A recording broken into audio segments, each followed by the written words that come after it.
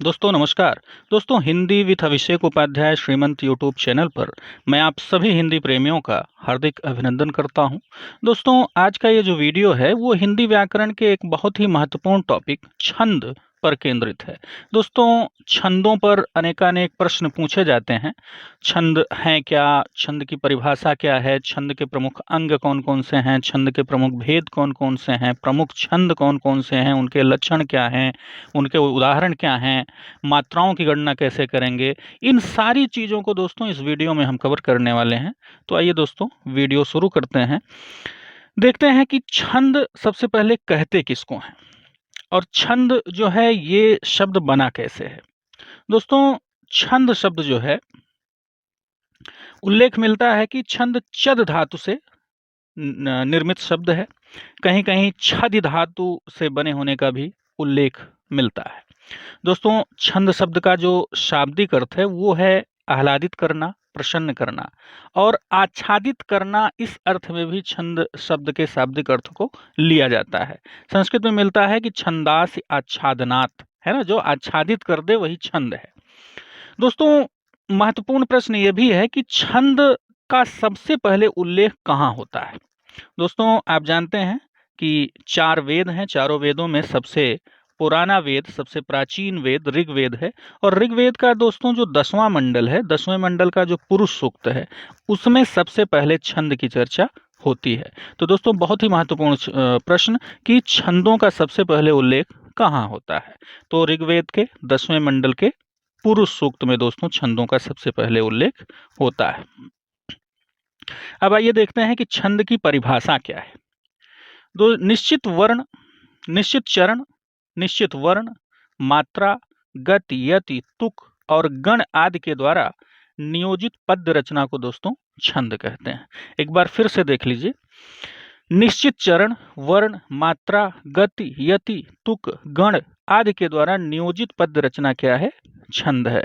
छंद क्या है? वास्तव में एक पद्य रचना है जो कि नियोजित रहती है, अनुशासित रहती है। किससे अनुशासित रहती है, किससे नियोजित रहती है?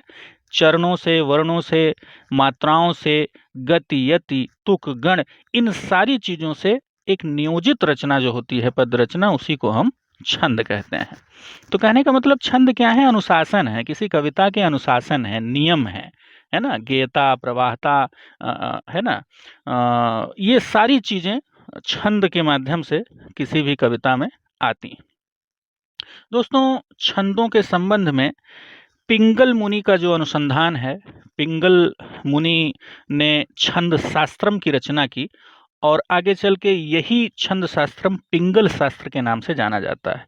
दोस्तों पिंगल मुनि एक ऐसे व्यक्तित्व थे, एक ऐसी प्रतिभा थे कि जिन्होंने छंदों पर बहुत अनुसंधान किया और इतना ज़्यादा अनुसंधान किया कि छंद शास्त्र जो है वो पिंगल शास्त्र के नाम से ही जाना जाता है। यानी छंद के पर्याय हो गए पिंगल, इतना ज़्यादा इन्होंने अनुसंधान किया।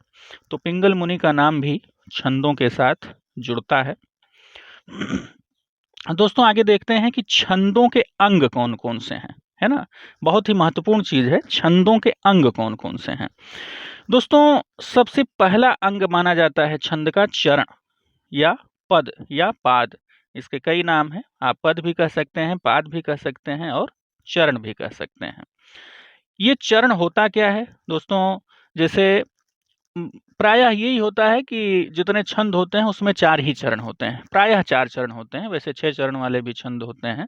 तो जैसे 2 छंदों के मेल से जो बनते हैं वो उसमें 6 चरण हो जाता है, जैसे कुंडलिया हो गया, छप्पय हो गया, है ना। लेकिन प्रायः 4 ही चरण होते हैं। तो आप कह सकते हैं कि छंदों का जो चतुर्थांश होता है वो चरण कहलाता है। लेकिन 6 चरणों वाले जो छंद हैं उसमें ये नियम लागू नहीं होगा। चरण क्या है इसका एक कॉन्सेप्ट समझ लीजिए। जैसे कि यहाँ दोहा दिया गया है, तन बुनता है चदरिया, मन बुनता है पीर, एक जुलाहे सी मिली शायर को तकदीर। दोस्तों हस्तिमल हस्ती की रचना है ये। हस्तिमल हस्ती हिंदी के एक बहुत बड़े गजलकार हैं, बहुत सुंदर सुंदर दोहे लिखते हैं, वर्तमान में सक्रिय हैं लेखन में। तो उन्हीं का एक दोहा है, तन बुनता है चदरिया, मन बुनता है पीर, एक जुलाहे सी मिली शायर को तकदीर। अब इसमें देख लीजिए चरण क्या है। जैसे तन बुनता है चदरिया, एक चरण हो गया। मन बुनता है पीर, 2 चरण हो गया। एक जुलाहे सी मिली शायर को तकदीर, ये एक जुलाहे सी मिली तीसरा चरण हो गया, शायर को तकदीर ये चौथा चरण हो गया। तो दोस्तों ये होते हैं चरण, इनको पद भी कहते हैं या पाद भी कहते हैं। वो पद अलग होता है, पद एक प्रकार का छंद, गेय छंद माना जाता है, वो वाला पद अलग है। यहाँ पद और पाद का मतलब चरण से है। दोस्तों अगला छंद का अंग है वर्ण और मात्रा। वर्ण क्या है, मात्रा क्या है, बहुत ही महत्वपूर्ण छंद। छंद वास्तव में देखा जाए तो मोटे तौर पर दो ही तरीके का होता है, एक वर्णिक छंद और दूसरा मात्रिक छंद, यानी मात्राओं की गणना के आधार पर जिस छंद का नियोजन होता है वो मात्रिक छंद कहलाता है, और वर्णों की गणना के आधार पर जिस छंद को संरचित किया जाता है वो वर्णिक छंद होता है। तो वर्ण और मात्रा ये दो चीजें महत्वपूर्ण हैं। वर्ण का मतलब वर्ण में स्वर और व्यंजन दोनों आ जाते हैं। जैसे भाषा की सबसे छोटी इकाई ध्वनि मानी जाती है और ध्वनि का ही लिखित रूप क्या है, वर्ण है दोस्तों। तो वर्ण में स्वर और व्यंजन दोनों आ जाते हैं। मात्रा क्या है, मात्रा देखा जाए इसके ये छंद के अर्थ में मात्रा के विषय में अगर बात की जाए तो किसी भी स्वर के उच्चारण के समय को मात्रा कहते हैं, है ना। मात्रा है क्या, जैसे कोई भी स्वर है उसके उच्चारण का जो समय होता है वो मात्रा कहलाता है। मात्राएं दो तरह की होती हैं, ह्रस्व और दीर्घ, है ना, ह्रस्व मात्रा और दीर्घ मात्रा। वर्ण भी वैसे ही होते हैं, ह्रस्व और दीर्घ, है ना। तो ये अब आप देख लीजिए इसमें ह्रस्व और दीर्घ होता क्या है ना। ह्रस्व को लघु भी कहते हैं, दीर्घ को गुरु भी कहते हैं, है ना। दीर्घ को गुरु कहते हैं, इसको ह्रस्व जो है इसको, लघु जो है इसको ह्रस्व भी कहते हैं। और ह्रस्व जो है अंग्रेजी के आई की तरह लिखा जाता है, और दीर्घ मात्राएं जो होती हैं उनको यस की तरह, अंग्रेजी के यस की तरह लिखते हैं। दोस्तों आ, ई, उ, री, अनुनासिक और इनसे बनने वाले जो व्यंजन हैं ये ह्रस्व कहलाते हैं या लघु कहलाते हैं। इसको आई, अंग्रेजी का जो आई वर्ण है उससे वो आई नहीं है, माने उसी की तरह इसको लिखा जाता है। अब ये नहीं कह सकते आप कि आई ही लिखा जाता है, आई की तरह लिखा जा सकता है, लिखा जाता है। दीर्घ मात्राएं क्या होती हैं या गुरु मात्राएं क्या होती हैं दोस्तों, जैसे आ है, ई है, ऊ है, ए है, ऐ है, ओ है, औ है, अनुस्वार है, विसर्ग है और इनसे बनने वाले जो व्यंजन हैं ये क्या कहलाते हैं, ये दीर्घ कहलाते हैं। इनको अंग्रेजी के यस की तरह लिखा जाता है, इंगित किया जाता है। तो ये ह्रस्व और दीर्घ हो गए दोस्तों। अच्छा, कभी कभार ह्रस्व भी दीर्घ हो जाता है, कई कंडीशन है उसमें। जैसे जैसे एक शब्द है सच्चा, है ना, सच्चा। अब देख रहे हैं इसमें ये क्या है, ये संयुक्त व्यंजन है। तो संयुक्त में क्या है कि ये जो आधा च है इसका भार जब हम उच्चारण करते हैं तो सच्चा ऐसे बोलते हैं, यानी सा पर इस चा का, आधे चा का भार पड़ रहा है। तो ये सा क्या हो जाएगा, ये सा दोस्तों दीर्घ हो जाएगा, है ना। बाकी चा जो है ये दीर्घ है ही है। तो इसकी मात्रा, सच्चा की मात्रा इसी तरह काउंटिंग करेंगे इसकी। तो सा को भी दीर्घ मान लेंगे क्योंकि इस चा का भार सा पे पड़ रहा है ना। और अब ऐसे मान लीजिए कि जो संयुक्त होते हैं उसके पहले वाला अगर लघु व्यंजन है तो वो भी दीर्घ माना जाता है। उसके पीछे रीजन यही है, वैज्ञानिक कारण समझिए, उसके पीछे का वैज्ञानिक कारण यही है। जैसे आप लिखते हैं सत्य, है ना, सत्य। तो सत्य, तो ये जो त है जब आप सत्य उच्चारण करते हैं तो ये जो त है इसका भार पड़ रहा है सा पे, है ना। तो ये सा क्या हो जाएगा, ये सा दीर्घ हो जाएगा, और यह क्या है, यह लघु है। तो इसी तरह से दोस्तों इसकी गणना होती है। अब आगे बढ़ते हैं, देखते हैं कि संख्या और क्रम एक छंद का महत्वपूर्ण अंग है। संख्या और क्रम, ये संख्या क्या है और क्रम क्या है। दोस्तों किसी भी छंद में वर्णों और मात्राओं की गणना को संख्या कहते हैं। संख्या माने कोई भी चरण, कोई भी छंद है उसमें जो वर्ण होते हैं, जो मात्राएं होती हैं, उनकी जो गणना है उसी को संख्या कहते हैं। लघु और गुरु के स्थान निर्धारण को क्रम कहते हैं, है ना। लघु और गुरु का जो स्थान निर्धारण होता है, कहाँ लघु होगा कहाँ गुरु होगा, जैसे नियम होते हैं ना छंदों में, कहाँ लघु होगा कहाँ गुरु होगा। जैसे अब यही दोहा है, दोहे में आप देख रहे हैं लास्ट में पीर तकदीर, यानी पीर का मतलब दीर्घ लघु।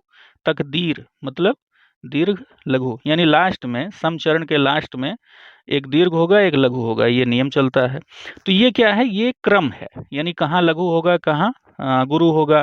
तो इसका एक जो क्रम होता है वही क्रम कहलाता है। और संख्या का मतलब वर्ण वर्ण कितने हैं और मात्राएं कितनी हैं, इनकी संख्या से यहाँ संख्या का मतलब होता है। जैसे 13 11 11 13 है ना, 13 11 दोहा है तो विषम चरण में 13, सम चरण में 11, और सोरठा है तो उसी का उल्टा होता है। खैर आगे चल के देखेंगे।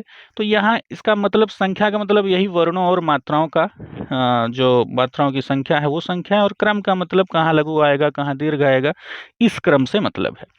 दोस्तों आगे बढ़ते हैं, गण है ना, ये गण क्या होता है, संख्या और क्रम यही 2 बार लिख दिया गया। गण, गण क्या है, गण का मतलब होता है दोस्तों समूह।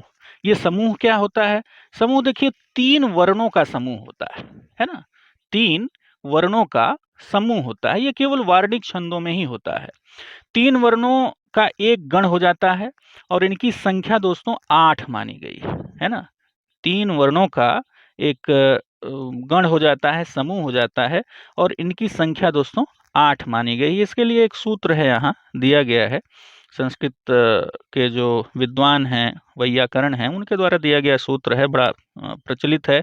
या माता राजभान सलगा, इस सूत्र को अगर आप याद कर लेंगे तो ये जो 8 गण हैं, जो 3-3 वर्णों का समूह मिलके गण बनता है, 8 जो गण हैं, वार्णिक छंदों में ही इनका दोस्तों प्रयोग होता है, मात्रिक छंदों में इनका प्रयोग नहीं होता, इन गणों का केवल वार्णिक छंदों में प्रयोग होता है।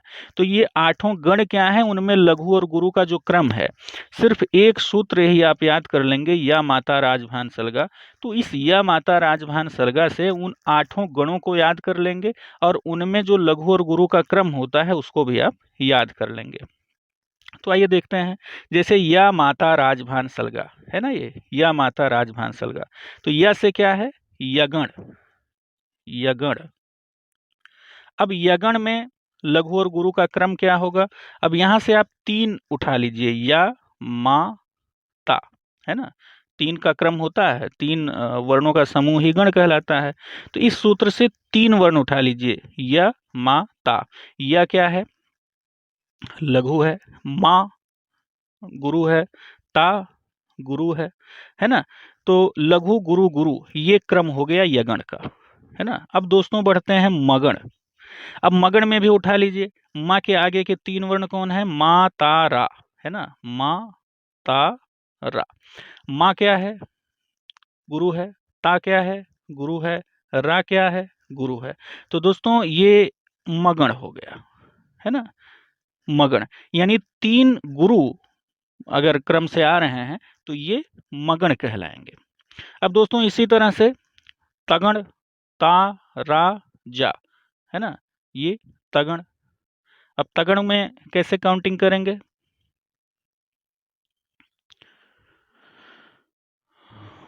तगण। अब देख लीजिए, ता राज, ता क्या है, दीर्घ है, रा क्या है, दीर्घ है, ज क्या है, लघु है, यानी दीर्घ दीर्घ और लघु, ये क्रम चलता है तगण में। इसी तरह से दोस्तों रगण, रगण में भी यही चीज है, राजभा, रा ज भा। रा क्या है, दीर्घ है, ज क्या है, लघु है, भा क्या है, दीर्घ है। तो दीर्घ लघु और लघु ये क्या हो गया, रगण हो गया। तो इसी तरह से दोस्तों काउंटिंग होगी, सारी चीजें इसी तरह से काउंट होगी, ये इस सूत्र के आधार पर। इसी तरह से भगण, नगण, सगण, है ना, ये बाद में जैसे सगण हो गया तो इन तीनों को गिना जाएगा, स ल और गा, यानी लघु लघु दीर्घ, ये क्या हो गया, ये सगण हो गया। तो इसी तरह से यगण, मगण, तगण, रगण, जगण, भगण, नगण, सगण, ये क्या है, ये 8 गण हैं। इन 8 गणों में जो है लघु और गुरु का जो एक क्रम है वो भी इसी सूत्र से ही क्लियर हो जाता है, स्पष्ट हो जाता है। इसको दोस्तों याद कर सकते हैं। आगे देखते हैं गति। गति क्या होती है छंद में, छंद में गति का मतलब होता है दोस्तों काव्य पाठ का प्रवाह, है ना। काव्य पाठ जो होता है उसका एक जो प्रवाह होता है उसी को गति कहते हैं।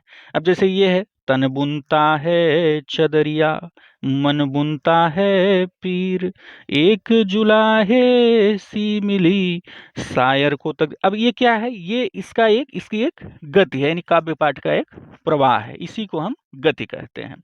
अब दोस्तों अगर गति है तो फिर यति भी होगा। यति माने विराम होता है, आप लगातार कोई चीज नहीं कर सकते हैं। गति करेंगे तो फिर यति यानी विराम लेना भी जरूरी हो जाता है। तो छंद में भी यति का महत्व होता है भाई, उससे अर्थ स्पष्टीकरण हो जाता है, भाव स्पष्टीकरण हो जाता है। तो इसलिए यति का भी बहुत ही महत्वपूर्ण स्थान होता है। जैसे तन बुनता है चदरिया, अब यहाँ आप रुक जाएंगे, है ना। मन बुनता है पीर, एक जुलाहे सी मिली, यहाँ आप रुक जाएंगे। शायर को तकदीर, ये जो विराम होता है, ये जो रुकना है, इसी को हम यति कहते हैं। ये भाव स्पष्टीकरण के लिए, अर्थ स्पष्टीकरण के लिए बहुत जरूरी होता है दोस्तों। अगला है तुक। तुक देखिए क्या होता है, तुक एक तरह से छंद का प्राण होता है ना। अब हिंदी में तो देखिए बिना तुक के छंद इसका प्रचलन नहीं है। संस्कृत में तो बिना तुक के छंदों का प्रचलन है। संस्कृत के आप श्लोक देख लीजिए, वंशस्थ छंद हो गया, उपजाति छंद हो गया, है ना, मंदाक्रांता हो गया, तमाम छंद हैं संस्कृत में। हाँ, उसमें क्या है, जैसे गायत्री है, गायत्री मंत्र भी गायत्री छंद में है। तो उसका एक, उसमें ये नियम नहीं है कि संस्कृत के छंदों में कि लास्ट में तुक हो, तुक का नियम नहीं है। तुक जो है ये हिंदी के छंदों में देखा जाता है और ये इसका प्राण माना जा सकता है। अब जैसे ये देख लिए, मन बुनता है पीर, हाँ, शायर को तकदीर, पीर तकदीर, ये क्या है, यही तुक है। यानी चरणांत में जो तुक होता है वही जो है तुक कहलाता है छंद में। बहुत ही महत्वपूर्ण चीज है हिंदी छंदों में। दोस्तों आगे बढ़ते हैं, छंद के प्रमुख अंग के बाद छंदों के भेद की बात करते हैं। छंद के भेद कौन कौन से हैं दोस्तों? मुख्य रूप से छंदों के 3 भेद हैं, मात्रिक छंद, वर्णिक छंद, मुक्तक छंद। और इसमें भी जो मुक्तक छंद है ये कोई छंद नहीं है। मुक्तक छंद का मतलब जिसमें कोई छंद ना हो, छंद का विधान ना हो, छंद संरचित ना हो, है ना, छंद का अनुशासन ना हो जिस कविता में, वो मुक्तक छंद कहलाता है। तो ये भेद कोई भेद नहीं है, मुख्य रूप से यही 2 भेद माने गए, मात्रिक छंद और वर्णिक छंद। दोस्तों मात्रिक छंद जो होता है उसमें मात्राओं की गणना के आधार पर छंदों का नियोजन होता है। वर्णिक छंद में नाम से यह स्पष्ट है, वर्णों की गणना के आधार पर छंदों का नियोजन होता है। ठीक, अब देखते हैं कि मात्रिक छंद के कितने भेद हैं और वर्णिक छंद के कितने भेद हैं। दोस्तों आप देख रहे हैं कि मात्रिक छंद के 3 भेद हैं, सममात्रिक छंद, अर्ध सममात्रिक छंद, विषम मात्रिक छंद। ये सममात्रिक छंद क्या होते हैं? सममात्रिक छंद का मतलब नाम से स्पष्ट है, देख लीजिए, सम माने समान होता है, मात्रिक माने मात्राएं जिसमें हो, यानी जिस छंद के प्रत्येक चरण में समान मात्राएं हो वो सममात्रिक छंद कहलाता है। जैसे हिंदी का एक छंद है चौपाई, बहुत पढ़ते होंगे आप लोग चौपाई, कुछ लोग पूजा पाठ करते हैं, हनुमान चालीसा पढ़ते हैं, हाँ, तो उसमें भी चौपाई है। तो ये सममात्रिक छंद, 16-16 मात्राएं होती हैं चौपाई में, है ना। तो सममात्रिक छंद है ये, जिसमें जिसके प्रत्येक चरण में मात्राएं एक समान हो। अर्ध सममात्रिक छंद, अर्ध सममात्रिक, ये भी नाम से स्पष्ट है, कुछ रटना नहीं है दोस्तों, नाम से स्पष्ट है। अर्ध सम, अर्ध सम का मतलब जिसमें आधा सम हो और आधा सम न हो, यानी आधे चरणों में मात्राएं एक समान हो और आधे चरणों में मात्राएं एक समान ना हो। जैसे दोहा हो गया, दोहा हो गया यानी पहले और तीसरे चरण में क्या होता है, 13-13 मात्राएं होती हैं, दूसरे और चौथे चरण में क्या होता है, 11-11 मात्राएं होती हैं। तो ये क्या है, अर्ध सममात्रिक छंद हो गया। तो दोस्तों ये होता है अर्ध सममात्रिक छंद। विषम मात्रिक छंद जो होते हैं, विषम मात्रिक छंद जो होते हैं उसके चरणों में जो मात्राएं होती हैं वो विषम होती हैं, है ना। जैसे उसमें जो 2 छंदों के मेल से बनने वाले जो छंद हैं प्रायः, जैसे रोला हो गया, है ना, कुंडलिया हो गया, इस तरह के जो छंद हैं दोस्तों वो क्या कहलाते हैं, विषम मात्रिक छंद कहलाते हैं। इसी तरह से वर्णिक छंदों में भी समवर्णिक होते हैं, अर्ध समवर्णिक होते हैं, विषम वर्णिक होते हैं। फिर वही चीज नहीं बताना है, समवर्णिक, अर्ध समवर्णिक और विषम वर्णिक, जैसे मात्रिक में है वैसे इसमें भी। दोस्तों आगे बढ़ते हैं, देखते हैं कि जो सममात्रिक छंद होते हैं महत्वपूर्ण छंद हैं उसमें भी दो तरीके के छंद होते हैं, एक साधारण छंद होता है, एक दंडक छंद होता है। दोस्तों कभी कभार पूछता है साधारण छंद से क्या समझते हैं, दंडक छंद से क्या समझते हैं सममात्रिक छंदों में। तो सममात्रिक छंदों में दोस्तों साधारण छंद वे होते हैं जो 32 मात्राओं तक के छंद होते हैं, और दंडक छंद वे होते हैं जो 32 मात्राओं से अधिक के छंद होते हैं। ठीक, आगे बढ़ते हैं। इसी तरह से समवर्णिक छंदों में भी होता है। समवर्णिक छंदों में भी साधारण छंद होते हैं और दंडक छंद होते हैं। साधारण छंद कौन से होते हैं, जो 26 वर्णों तक के छंद होते हैं वो साधारण छंद कहलाते हैं, और जो 26 वर्णों से अधिक के छंद होते हैं वो दंडक छंद कहलाते हैं। ठीक, आगे बढ़ते हैं। अब देखते हैं कि सममात्रिक छंद जो हिंदी के हैं अक्सर परीक्षाओं में पूछे जाते हैं। ये अब सममात्रिक छंद तो बहुत सारे हैं, लेकिन महत्वपूर्ण छंद कौन कौन से हैं, किनको आप देखेंगे। देखिए, तैयारी करने का मतलब ये नहीं होता है, पढ़ने का मतलब ये होता है कि जो क्या नहीं पढ़ना है ये आपको आना चाहिए, है ना। क्या पढ़ना है ये तो सब जानते हैं, लेकिन क्या नहीं पढ़ना है ये आपको आना चाहिए। तो देखिए, जानने को सब जानिए आप, लेकिन जो महत्वपूर्ण सममात्रिक छंद हैं इनको अगर आप सबसे पहले जानते हैं तो आपको लाभ मिलेगा। यानी ये जो 5 छंद बताए जा रहे हैं सममात्रिक छंदों में, ये महत्वपूर्ण छंद हैं और इन पर ही अक्सर परीक्षाओं में प्रश्न बनते हैं। इनको एक ट्रिक के माध्यम से हम याद करेंगे। चोरों गीत गाओ हरि के सरस, ये आप याद कर लेंगे एक कथन। चोरों गीत गाओ हरि के सरस। कोई कह रहा है कि हे चोरों, साधुओं से तो सब कहते हैं कि साधुओं गीत गाओ, हरि के भजन गाओ, हरि के गीत गाओ, है ना। लेकिन चोरों से कहा जा रहा है कि हे चोरों, तुम क्या करो, गीत गाओ। किसके गीत गाओ, हरि के गीत गाओ। और कैसा गीत गाओ, सरस गीत गाओ। ऐसे भी इसको सरस बीच में भी कर सकते हैं, लेकिन इस क्रम के अनुसार ये बनाया गया है कि चोरों गीत गाओ हरि के सरस। ऐसे भी कह सकते हैं कि चोरों हरि के सरस गीत गाओ, है ना। अब इसको आप कैसे देखेंगे, इस ट्रिक को कैसे जो है इस ट्रिक के माध्यम से याद कैसे करेंगे। अब चोरों देख लीजिए, चोरों, चो से चौपाई, है ना। रो, रो से रोला। गीत गाओ, गीत गाओ, गीत गाओ का मतलब गीतिका, है ना।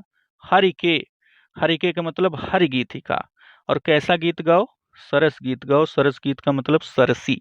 ये दोस्तों 5 प्रकार के छंद हुए। अगर आप ये कथन याद कर लेंगे कि चोरों गीत गाओ हरि के सरस, तो फिर ये पांचों आपको याद हो जाएंगे। चोरों गीत गाओ हरि के सरस। अब इसके अलावा दोस्तों बहुत सारे छंद हैं सममात्रिक छंदों में, जैसे अहीर छंद हो गया, तोमर छंद हो गया, मानव छंद हो गया, है ना।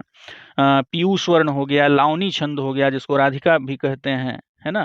तोटक छंद हो गया, आल्हा छंद जिसको वीर छंद कहते हैं, है ना। बहुत सारे छंद इसी में आ जाते हैं, लेकिन ये महत्वपूर्ण छंद जो हैं यही 5 हैं। चौपाई हो गया, रोला हो गया, हरिगीतिका, गीतिका और सरसी। इसको इस ट्रिक से याद कर सकते हैं, चोरों गीत गाओ हरि के सरस। अब दोस्तों सबसे पहले देखते हैं चौपाई, है ना। बहुत ही प्रचलित छंद है चौपाई। बाबा तुलसी ने भी बहुत सारी चौपाइयाँ लिखी। अब जय हनुमान ज्ञान गुण सागर तो बहुत लोग गाते होंगे, तो ये भी क्या है दोस्तों, चौपाई ही तो है, जय हनुमान ज्ञान गुण सागर। चौपाई क्या होती है ये आइए जान लेते हैं। चौपाई एक ऐसा चरण है दोस्तों जिसमें 16 मात्राओं के 4 चरण होते हैं, है ना। 16 मात्राएं इसके प्रत्येक चरण में होती हैं। अंत में 2 लघु होते हैं या 2 दीर्घ होते हैं। एक नियम यह भी है कि चौपाई के अंत में यानी चरणांत में जगण तगड़ नहीं आना चाहिए। जगण, अब जगण और तगड़ ये नहीं आना चाहिए। चौपाई के अंत में, चरणांत में जगण और तगण नहीं आना चाहिए। अब जगण क्या है, अब या माता राजभान सर्गा आपने देखा ही उसके अंगों में, है ना। तो जगण और तगण इसमें नहीं आना चाहिए लास्ट में, ये नियम है। कभी कभार पूछ देता है कि चौपाई का लक्षण दे देता है और उसमें कई विकल्प दे देता है कि निम्नलिखित में से कौन सा चौपाई का लक्षण नहीं है, तो जानना चाहिए जगण और तगण इसके लास्ट में नहीं आना चाहिए। और क्या आना चाहिए, 2 लघु या 2 दीर्घ आना चाहिए। अक्सर दीर्घ ही आता है ना, और कभी कभार लघु भी आ जाता है। तो 2 लघु या 2 दीर्घ आना चाहिए लास्ट में, और जगण और तगण नहीं आना चाहिए, है ना। और चौपाई का दोस्तों पूर्व नाम जो है वो अरिल है, अरिल। ये भी महत्वपूर्ण चीज है, कभी कभार पूछ देता है परीक्षाओं में। अरिल यहाँ स्पष्ट लिख देते हैं, अरिल इसका पूर्व नाम है दोस्तों, है ना, पूर्व रूप है, पूर्व नाम कहिए या पूर्व रूप कहिए, अरिल है। इसमें भी 16-16 मात्राएं होती हैं, तो इसका पूर्व रूप है चौपाई का अरिल, है ना। तो कभी कभार पूछ देता है कि निम्नलिखित में से चौपाई का पूर्व रूप कौन सा है, तो क्या है, अरिल। पूछा भी है एक दो बार परीक्षाओं में।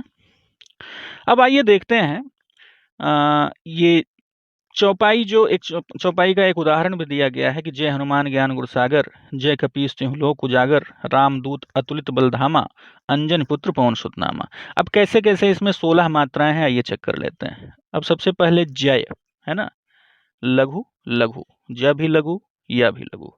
हनुमान, है ना, ह नु लघु, ह लघु, नु लघु, माँ दीर्घ और न लघु, है ना। ज्ञान, ज्ञान में दीर्घ हो गया और न लघु हो गया। गुण लघु हो गया, लघु हो गया। सागर दीर्घ हो गया, सा दीर्घ हो गया। ग क्या है, लघु है। र क्या है, लघु है ना। दीर्घ को आप गुरु भी कहते हैं, दीर्घ कहिए, गुरु कहिए, लघु कहिए, ह्रस्व कहिए। लघु को ह्रस्व भी कहते हैं और दीर्घ भी कहते हैं। अब गिन लीजिए, अब जैसे 2 हो गया, 2 2 4 हो गया, 4 2 6 हो गया, 7 हो गया, 7 2 9 हो गया, 1 10 हो गया, 11 12 हो गया और 13 14 15। कहाँ एक भूल रहा है, आइए फिर से चेक कर लेते हैं।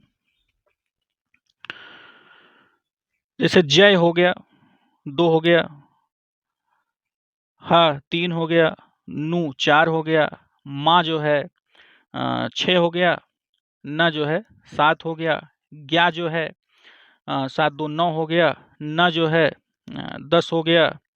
गुण में क्या है, 2 है, 10 2 12 हो गया और सा जो है 12 2 14 हो गया।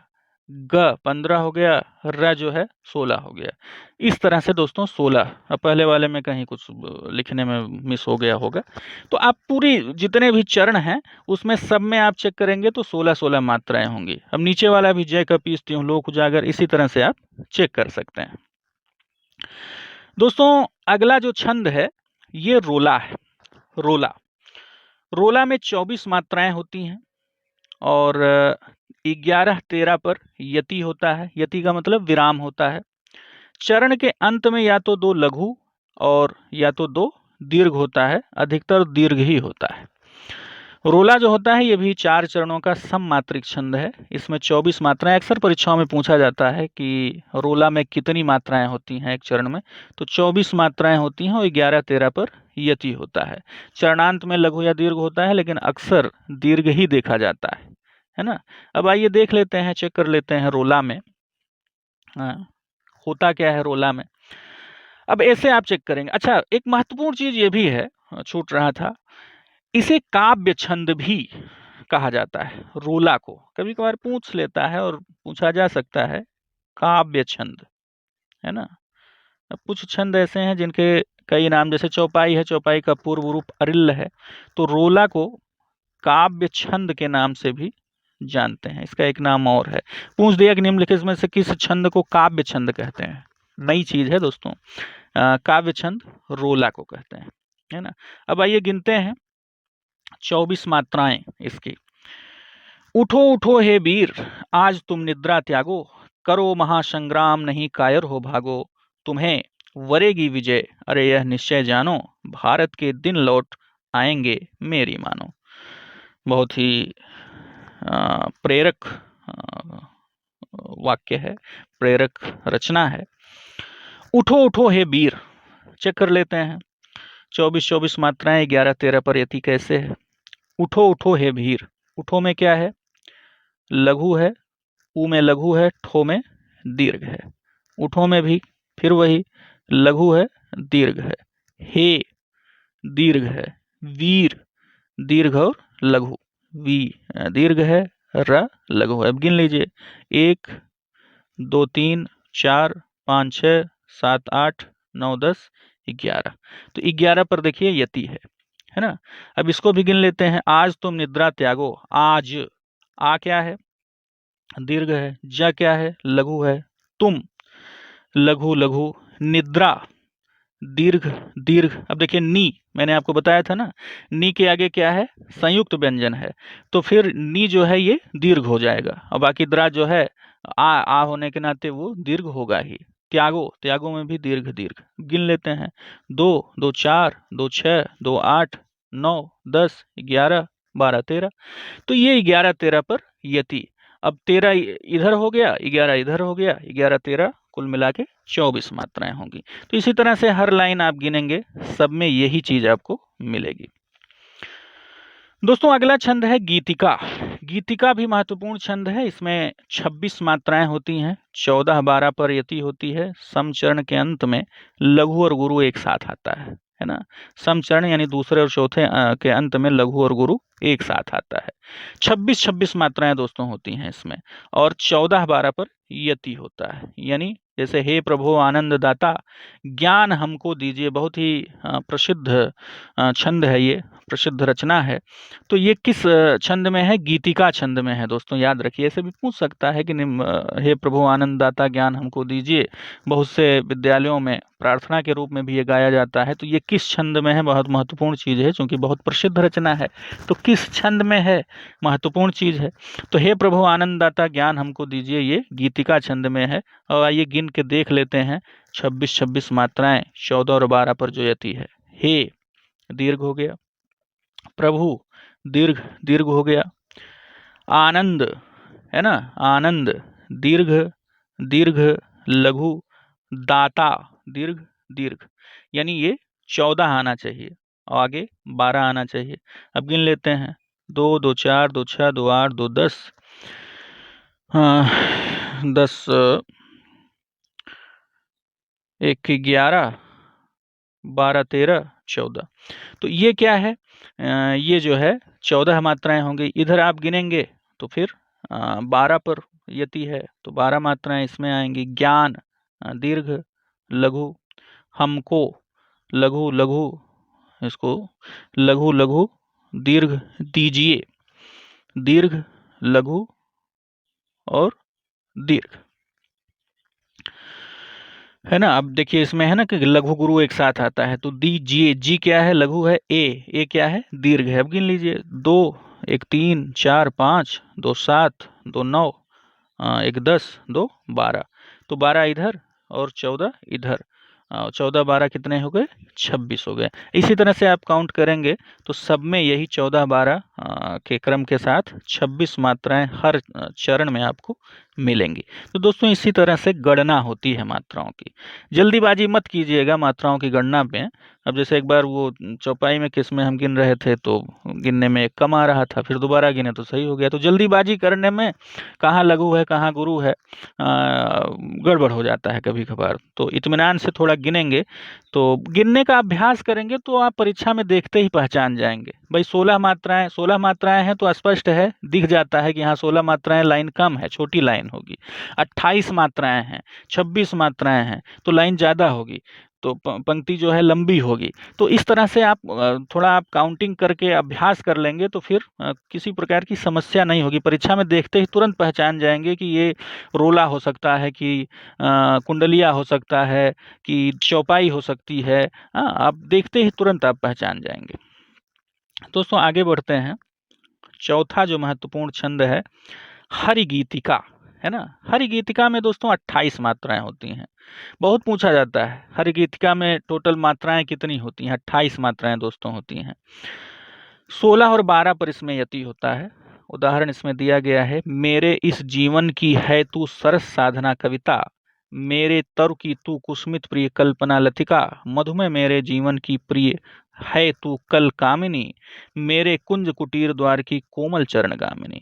तो ये महत्वपूर्ण रचना है, और इसमें भी आप इसी तरह से 28 मात्राएं गिन सकते हैं। 16 मात्रा और 12 मात्रा पे यति आपको मिलेगी। महत्वपूर्ण चीज है, इसको आप गिन के देख सकते हैं दोस्तों।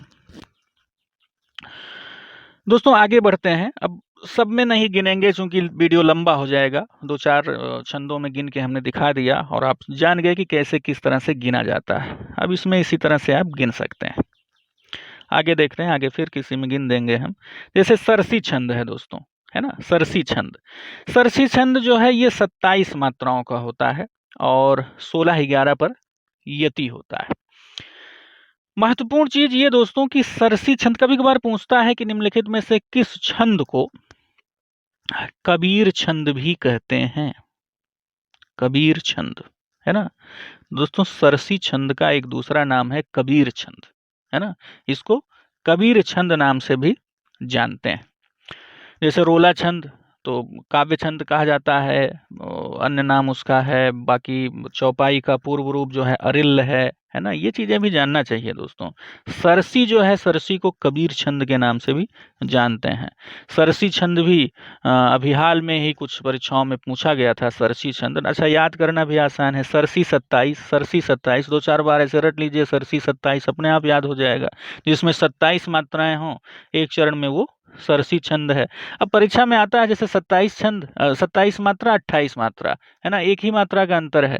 तो फिर गिनने में जो है, आप अगर जल्दीबाजी कर गए 27 को 28 मान लिए या 28 को 27 मान लिए है तो दिक्कत हो जाएगी। अब हर गीत का 28 है, सरसी में 27 है, तो फिर दिक्कत हो जाती है। एक मात्रा भाई, बाकी 1-2 लाइन भी गिन के देख लिया करिए, ताकि परीक्षा में किसी भी प्रकार से जल्दबाजी के चक्कर में गलत ना हो। क्योंकि हम परीक्षा से बाहर तभी होते हैं जब हमारे आसान प्रश्न गलत होते हैं। बहुत बार होता है कि इसको तो हम तुरंत कर पाएंगे, अभी तुरंत कर लेंगे, तो उसी चक्कर में गलत हो जाता है। जब परीक्षा में आसान प्रश्न गलत हुए आपके, तब आप परीक्षा से बाहर हो जाएंगे। तो ये चीजें दिमाग में हमेशा रखिए। जल्दीबाजी बिल्कुल नहीं, है ना। वो बात अलग है कि समय का ध्यान रखना है, लेकिन जल्दीबाजी के चक्कर में गलत करना ये ठीक नहीं। दोस्तों, ये हुए आपके सममात्रिक छंद। और अगला है अर्ध सममात्रिक छंद। अर्ध सममात्रिक छंद भी दोस्तों 4 छंद इसमें गिनाए गए हैं। अर्ध सममात्रिक छंद भी बहुत से बताए गए हैं, लेकिन ये जो 4 छंद इसमें हैं, ये इन्हीं पर अक्सर परीक्षाओं में प्रश्न बनते हैं और अक्सर यही पूछे जाते हैं। इनको एक ट्रिक के माध्यम से याद करने का प्रयास किया गया है। 200 वर उल्लाला उल्लाला गा रहे हैं। एक कहानी बना लीजिए कि 200 वर, 1-2 वर नहीं, वर माने दूल्हा होता है। मान लीजिए कोई सामूहिक विवाह है, उसमें 200 वर हैं, है ना, 200 वर हैं। वो क्या गा रहे हैं? उल्लाला उल्लाला गा रहे हैं। उल्लाला उल्लाला एक गाना चला था। अब हमको तो फिल्मी गाने बहुत कम याद हैं, लेकिन उसमें खाली उल्लाला उल्लाला खाली हमको याद है। क्यों याद है? क्योंकि उल्लाला एक प्रकार का छंद होता है। हाँ, अपने काम की चीज याद कर लेते हैं। तो उल्लाला एक प्रकार का छंद है। तो मान लीजिए क्या है कि 200 वर हैं, वो क्या कर रहे हैं? उल्लाला उल्लाला गा रहे हैं, है ना। अब इसको आप कैसे देखेंगे? 200, 2 माने दोहा, सो माने सोरठा, है ना, वर माने बरवे, और उल्लाला माने उल्लाला, है ना। तो इस चीज को आप याद कर सकते हैं। 200 वर उल्लाला उल्लाला गा रहे हैं। तो ये चारों चीजें आपको याद हो जाएंगी, चारों छंद आपको याद हो जाएंगे, चारों अर्ध सममात्रिक छंद हैं। अब एक एक छंद को देख लेते हैं। सबसे पहले दोहा, बहुत ही प्रसिद्ध छंद हिंदी का, बहुत ही लोकप्रिय छंद हिंदी का, और कहा जाता है कि हिंदी का सबसे छोटा छंद है दोहा, है ना। सबसे छोटा छंद है हिंदी में, इससे छोटा छंद नहीं प्रयुक्त होता है। भाई बाहर के जो छंद आ गए, हाइकू वगैरह, वो बात अलग है, लेकिन वो अपने यहाँ के नहीं है, विदेशी हैं। लेकिन ये भारत का छंद है ना, अपने यहाँ का छंद है, हिंदी का छंद है। तो हिंदी का छंद है, तो सबसे छोटा हिंदी का छंद ये ही है दोस्तों। इसका लक्षण देख लेते हैं दोहे का। दोस्तों, दोहा जो होता है, इसके पहले और तीसरे चरण में 13-13 मात्राएं, दूसरे और चौथे चरण में 11-11 मात्राएं, यानी विषम चरण में 13 मात्राएं, सम चरण में 11 मात्राएं होती हैं। टोटल कितनी मात्राएं हो गई? 13-11 24 मात्राएं हो गई, है ना। एक पंक्ति में 24 मात्राएं हो गई। सम चरण के अंत में दीर्घ लघु आता है ना, दीर्घ लघु। अब देखिए, खजूर, दूर, एक दीर्घ एक लघु, जूर, एक दीर्घ एक लघु, दूर एक दीर्घ एक लघु। तो सम चरण के अंत में लघु आता, दीर्घ और लघु आता है। दोस्तों एक महत्वपूर्ण चीज ये भी कि जैसे जब दो चरण एक साथ ही लिखे जाते हैं, जैसे दोहा है सबसे छोटा चरण है, वो सबसे छोटा छंद है, तो दो चरण जब एक साथ लिखे जाते हैं तो उनको दोस्तों दल कहते हैं। कभी कभार पूछ लेता है कि छंद में दल से आप क्या समझते हैं, तो दल का मतलब होता है जैसे दो चरण जब एक साथ लिखे जाएं तो उसको क्या कहते हैं, दल कहते हैं। जैसे इसमें पहला चरण बड़ा हुआ तो क्या हुआ, जैसे पेड़ खजूर, एक साथ ही एक पंक्ति में लिखे गए हैं। तो जैसे पेड़ खजूर, जैसे पेड़ खजूर का मतलब हो गया कि ये दोनों छंद एक साथ लिखे गए, इसका मतलब ये कि ये क्या है, ये एक दल है ना, दल है एक। अब इसमें आप चेक कर लीजिए दोहा कैसे 13-11 का क्रम है। बड़ा, बड़ा कैसे क्या है, लघु दीर्घ, हुआ लघु दीर्घ, तो दीर्घ, क्या दीर्घ, फिर हुआ लघु दीर्घ, है ना। 1 2 3 4 5 6 7 8 9 10 11 12 13, ये देखिए 13 हो गया। ठीक, अब इसमें हम गिनेंगे 11, इसमें दो होंगे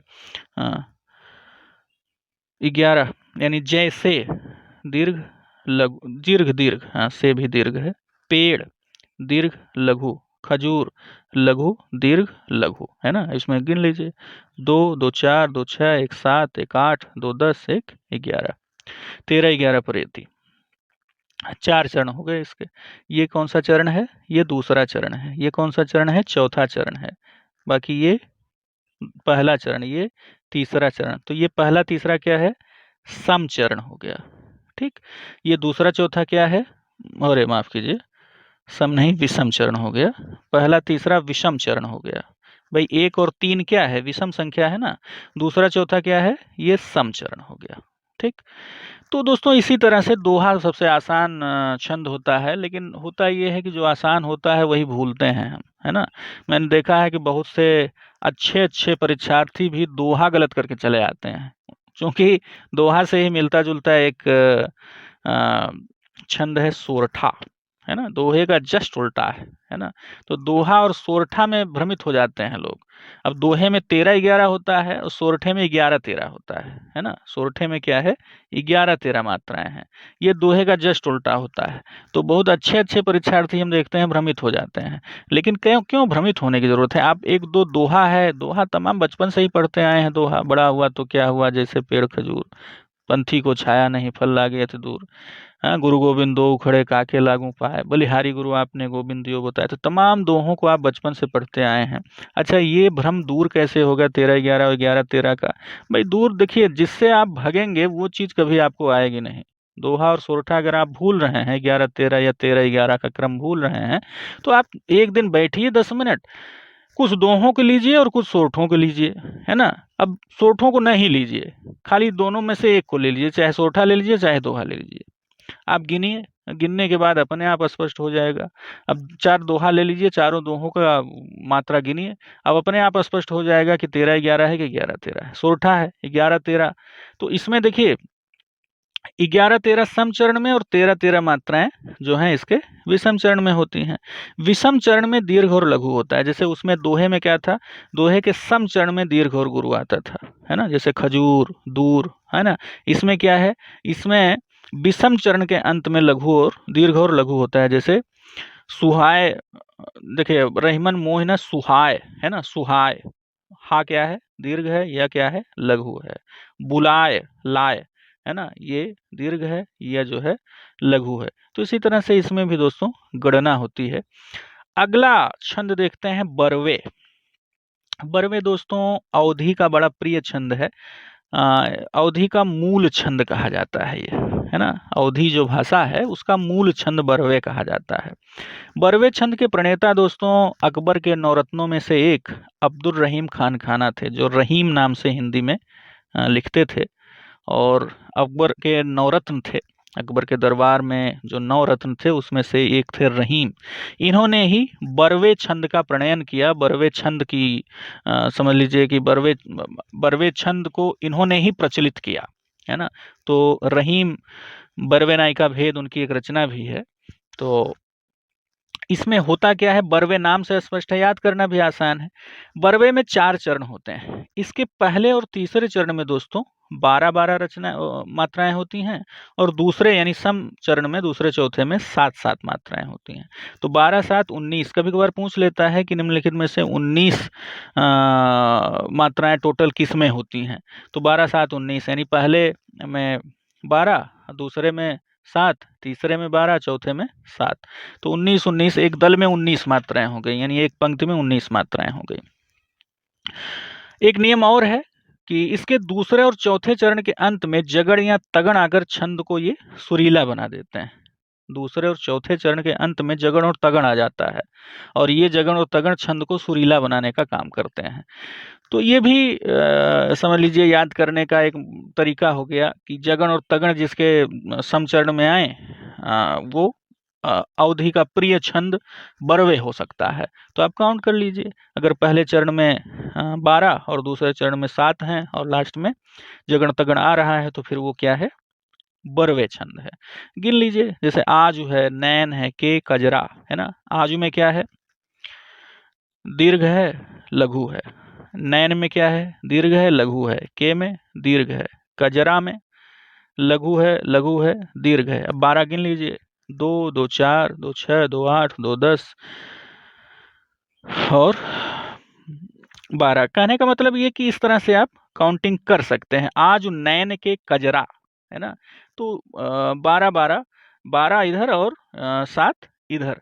तो कहने का मतलब इस तरह से आप काउंटिंग करके देख सकते हैं। औरें भात, औरें औरें भात, औरें में क्या है, दीर्घ है, दीर्घ है, दीर्घ है, लघु है। 2 2 4 2 6 1 7, है ना। उसमें भी आप काउंटिंग कर सकते हैं। नागर नहे नवेलिया, इसमें भी आप काउंटिंग कर सकते हैं। आज नैन के कजरा 12 है और इधर 7 है। तो इस तरह से आप दोस्तों काउंटिंग करके देख सकते हैं। लक्षण आपको पता होना चाहिए। उल्लाला है दोस्तों अगला छंद, 200 ओवर उल्लाला। उल्लाला में 15 और 13 के साथ साथ कुल 28 मात्राएं होती हैं। पहले और तीसरे चरण में 15-15 और दूसरे चौथे में 13-13। तो कुल 28 मात्राएं उल्लाला में भी होती हैं, एक दल में, यानी एक पंक्ति में 28 मात्राएं होती हैं। एक उदाहरण है, करते अभिषेक पयोद हैं बलिहारी इस वेश की, हे मातृभूमि तू सत्य ही सगुण मूर्ति सर्वेश की।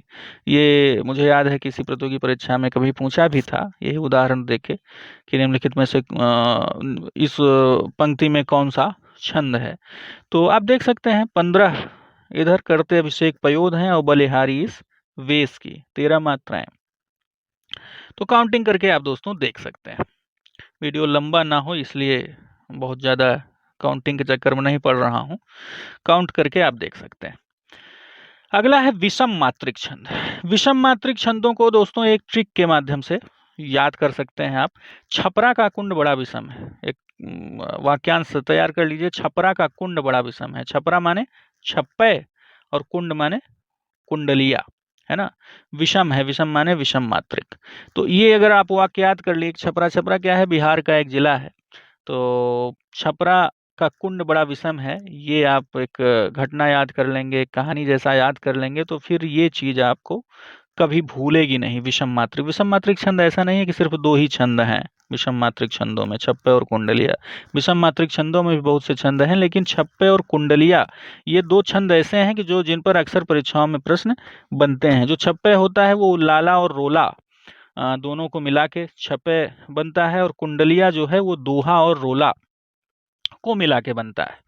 तो महत्वपूर्ण चीज है ये है छप्पे और कुंडलिया के विषय में, दोनों जो हैं 2-2 छंदों के मेल से बनते हैं दोस्तों।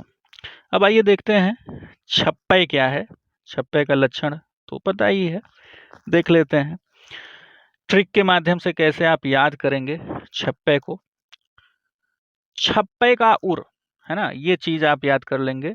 छप्पे का उर माने हृदय होता है ना। छप्पे का उर माने उ माने उल्लाला, र माने रोला। छप्पे का उर आप याद कर लेंगे तो फिर आप कभी भूलेंगे नहीं, छप्पे का उर, है ना। इसमें आप देखिए, जिसकी रज में लोट लोट के बड़े हुए हैं, घुटनों के बल सरक सरक के खड़े हुए हैं, परमहंस सम बाल्यकाल में सब सुख पाए, जिसके कारण धूल भरे हीरे कहलाए। हम खेले कूदे हर्ष युत, जिसकी प्यारी गोद में, हे मातृभूमि तुमको निरख, मग्न क्यों ना हूं मोद में। मैथिली शरण गुप्त की रचना है, बहुत ही महत्वपूर्ण। ये किस छंद में है? छप्पे छंद में है दोस्तों, है ना। तो शुरू के जो चार हैं वो क्या हो गए? ये उल्लाला हो गए, और फिर लास्ट वाले क्या हो गए? रोला हो गए। लास्ट के चार चरण रोला हो गए। तो इस तरह से आप इसको दोस्तों देख सकते हैं। अगला है कुंडलिया दोस्तों। कुंडलिया जो है ये दोहा और रोला के योग से बनता है। आप इसके लिए ट्रिक याद कर सकते हैं, कुंडा का दौर, है ना। कुंडा बड़ा मशहूर स्थल है, कहाँ का है? प्रतापगढ़, यूपी का प्रतापगढ़। कुंडा का दौर, है ना, ये आप याद कर लेंगे। कुंडा का दौर, तो निश्चित रूप से आपको कुंडलिया कभी नहीं भूलेगा। दौर दौर, दो माने दोहा, र माने रोला। तो कुंडा का दौर आप याद कर लेंगे तो कुंडलिया किन दो छंदों के मेल से बना है, ये चीज आप भूलेंगे नहीं। रत्नाकर सब के लिए होता एक समान, बुद्धिमान मोती चुने सीप चुने नादान, सीप चुने नादान अज्ञ मूंगे पर मरता, जिसकी जैसी चाह इकट्ठा वैसा करता, ठकुरेला का विराय सभी खुश इच्छित पाकर, है मनुष्य के भेद एक सा है रत्नाकर। दोस्तों इसमें माफ कीजिए, दोहे का जो प्रथम शब्द होता है, प्रथम चरण नहीं, दोहे का जो प्रथम शब्द होता है, ये रोले का अंतिम शब्द होता है ना। ये देखिए, महत्वपूर्ण चीज ये है कि दोहे का जो प्रथम शब्द होता है, ये रोले का अंतिम शब्द होता है। यानी दोहा सबसे पहले आ गया, उसके बाद चार चरण से रोला आ गया, पहले दोहा फिर रोला। तो दोहे का जो प्रथम शब्द जैसे रत्नाकर है, और उसी प्रथम शब्द से रोले का समापन होता है मनुष्य के भेद एक सा रत्नाकर। और दूसरी चीज ये कि जो दोहे का अंतिम चरण होता है, सीप चुने नादान, ये रोले का प्रथम चरण होता है ना। सीप चुने नादान, फिर वहीं से शुरू, सीप चुने नादान अग्नि मूंगे पर मरता। तो ये महत्वपूर्ण चीज है, यानी दोहे का जो प्रथम शब्द होता है वो रोले का अंतिम शब्द बन जाता है, और जो दोहे का अंतिम चरण होता है वो रोले का प्रथम चरण बन जाता है। तो दोस्तों इस तरह से ये कुंडलिया है। तो दोस्तों बाकी ये जो मात्रिक छंद हैं, इनके अलावा उन पर भी फिर कभी वीडियो बन जाएगी, लेकिन ये महत्वपूर्ण मात्रिक छंद हैं दोस्तों, इन्हीं पर अक्सर परीक्षाओं में प्रश्न बनते हैं। और रही बात वर्णिक छंदों की, तो वीडियो लंबा ना हो इसलिए वर्णिक छंदों को अलग से किसी वीडियो में हम आप लोगों के बीच में लेके आएंगे।